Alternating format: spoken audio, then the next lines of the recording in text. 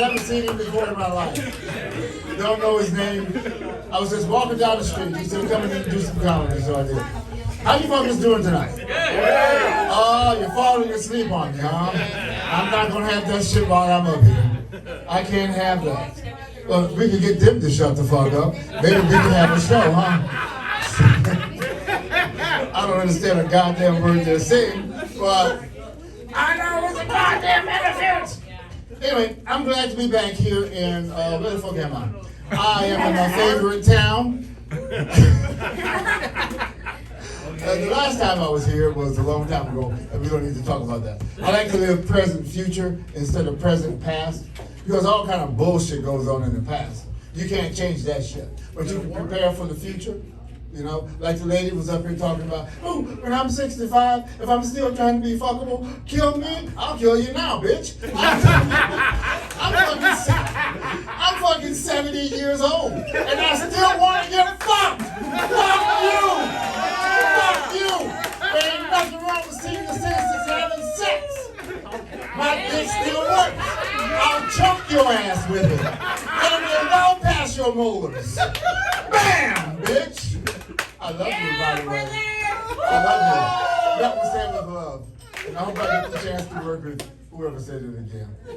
Anyway, it's good to be here. My name is Albert Linton. Actually, my real name is Albert Nathaniel Arthur Linton. I don't use it because the initials are A-N-A-L. Yeah, all right. Everybody loves anal. Everybody loves anal. I'm anal, motherfuckers. You're not leaving. I didn't piss you off, did I? It wasn't me. We were talking. Okay, cool. So it's okay. I don't even smoke a cigarette. Because you were very funny. And so was she. You were funny too. Both of you guys are very funny. I mean, it's cool, but you told me both, motherfucker. I don't. I missed the point of the joke. Because I created a new joke. That's what I did. Because I'm a comedian. And that's what I do. Yes. I write jokes on the spot. So, anyway, I'm from Florida. Anyone else from the great state of Florida? Oh, okay, good. It's good to be around homeboys.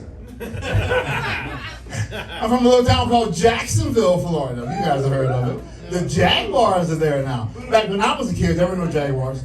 It was a little poor town. My parents were poor, but they were unusual. They kept me. Wow, these jokes are kind of going over really well right there. Yeah, we were so poor our watchdog ran away. Not that we needed a watchdog. If a burglar passed our house, we mugged him. One time a burglar broke into our house, all he got was practice. And a t-shirt with my initials on it. A-N-A-L.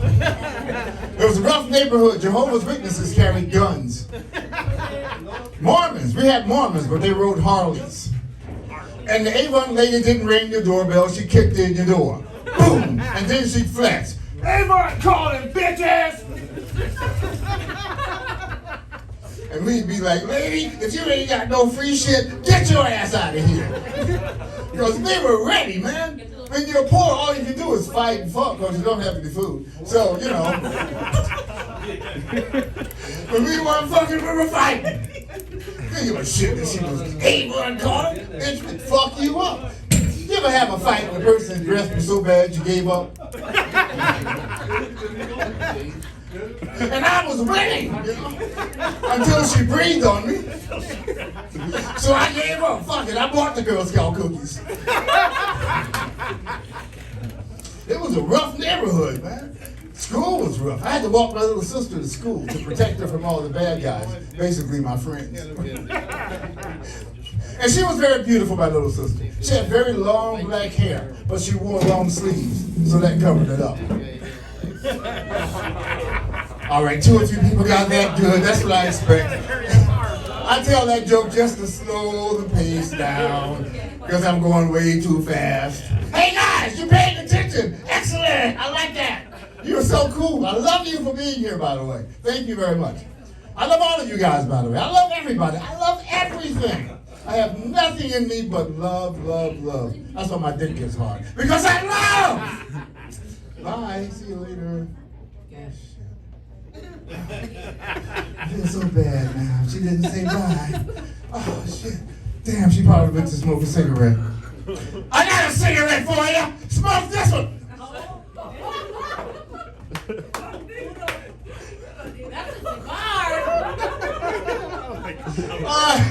What was I talking about? Oh yeah, I was talking. Bad neighborhood, man. Bad school. Bad school. I hated school. I'd be in class, I'd fall asleep, and get a hard on at the same time. My desk would tilt over and wake me up. I wake up in time to see the teacher coming toward me. And the teacher always said the same thing. Now, anal.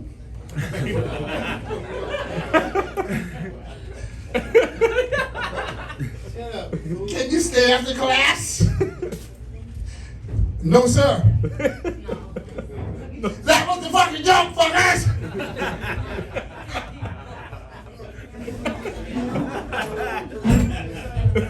Okay, I admit I fucked that one up myself. That's usually a good joke, you know, the no, sir. All right, you got to explain the joke, you know it worked. I was kicked out of school for cutting class, which was a bum rap. I didn't cut the class. I cut the teacher. I was put in reform school. Anyone else have been in reform school? Anybody know what I'm talking about? Reform? This is reform. This is it. You know what reform means? It means next time they won't catch me.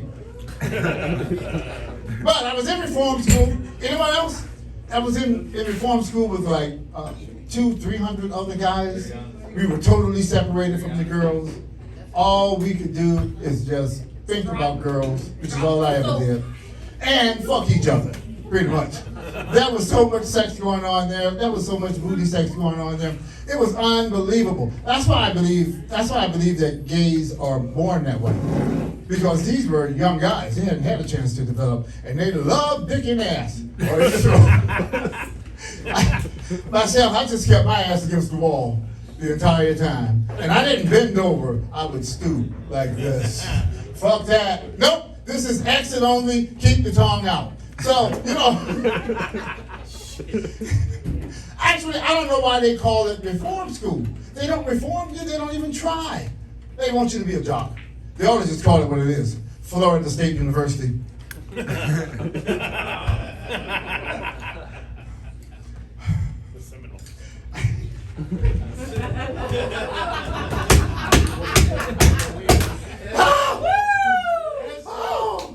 Oh, God. I started doing comedy 30 years ago in Houston, Texas, in a bar very similar to this. My career is fucking on fire. 30 years later, I'm in a bar. And I'm not even drunk. Oh, all right. So they didn't want to let me out of reform school, right? And I wanted to get out because I wanted to get laid. But they didn't want to let me out. They said, you're not getting out until you improve your penmanship. No one can read your ransom notes. My notes would be like, you won't see Lil Billy Alluve. Put $100 in a brown paper bug. What? Did they know write this shit? He ain't getting out. But when I got out, I left Florida and came to America. Then I moved to a third world country, LA. All right. How long did I go? How long has that been? 10 minutes? Okay, I only have another 2 hours left, so. Settle in, bitches! Got a phone call from my ex-wife the other day. I knew it was her because I have a special ringtone. When she calls, the phone goes, damn! Like that. And then my dick shrivels up and becomes a vagina. Because even though I'm not afraid of her, my dick is scared shitless. My dick said, no, not in there! When I met my ex-wife, I joke about it. She was a lovely woman. When I met her, she was a single parent. She was raising her son. He was 12 years old. And I was in love with her. Truly in love. So I wanted to impress her by being a good dad to him. I called him son. He called me motherfucker. I called him cock blocker. Because that's the way it goes. I told her, I said, honey, look, your son has a drug problem. And she got really offended. She got pissed off. She's like, my son don't have a drug problem. What the fuck you talking about? I said, I know your son has a drug problem because I sold him the drugs. Get a grip. Wake the fuck up. I love marriage. I think you got any married people here tonight? We got anybody here that speaks English? Did I get that? Oh man, stop. That's good English, bro.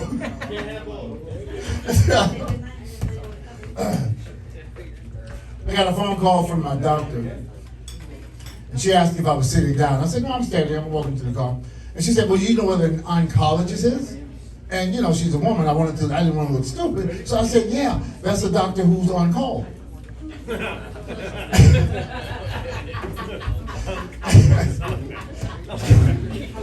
must be an oncologist in the room right now, huh?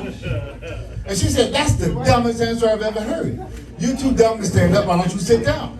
And then she explained to me what an oncologist is. That's a very important doctor. They look for stuff that can kill you, like cancer, AIDS, marriage, you know.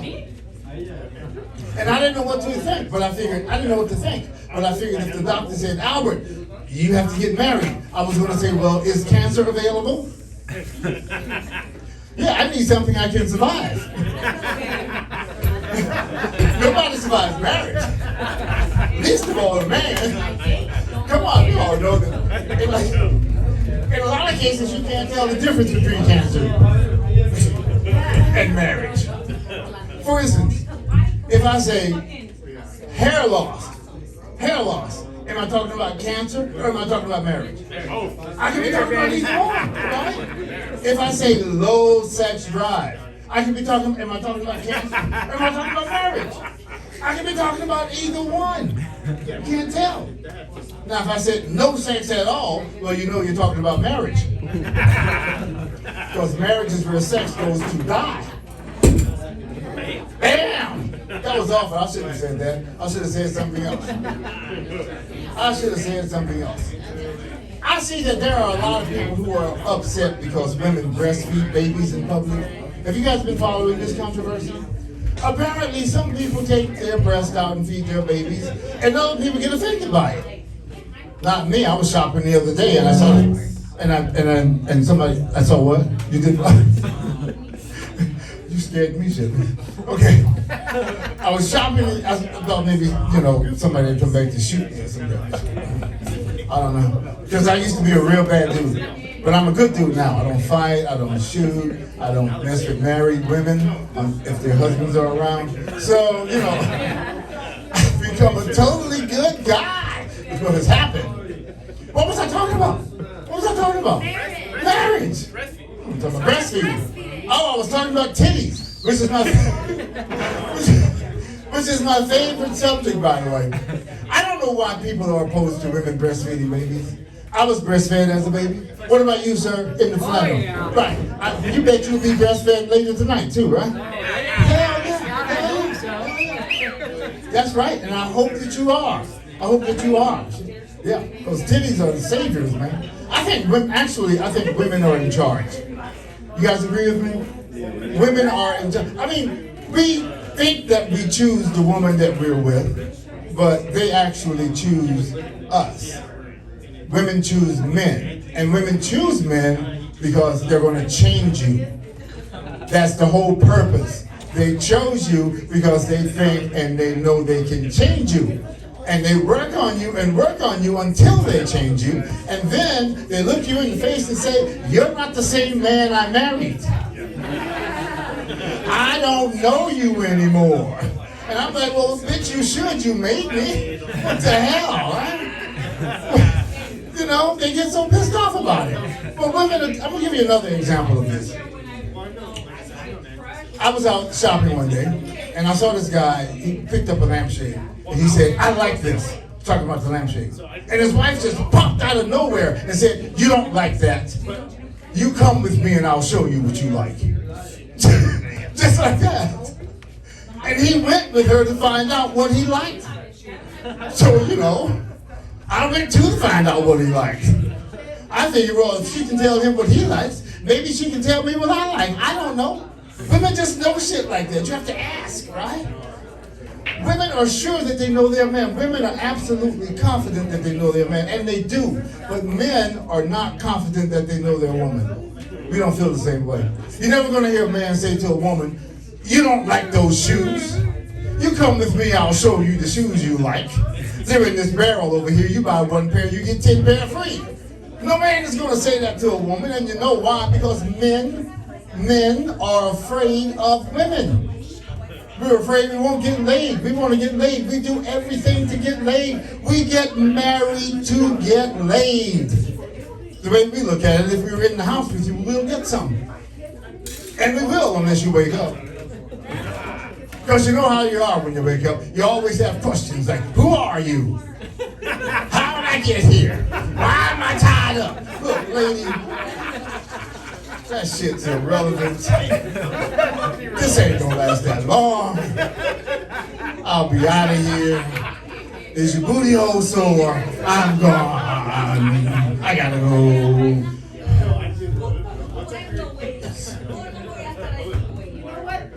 Oh, that's it. Thanks a lot.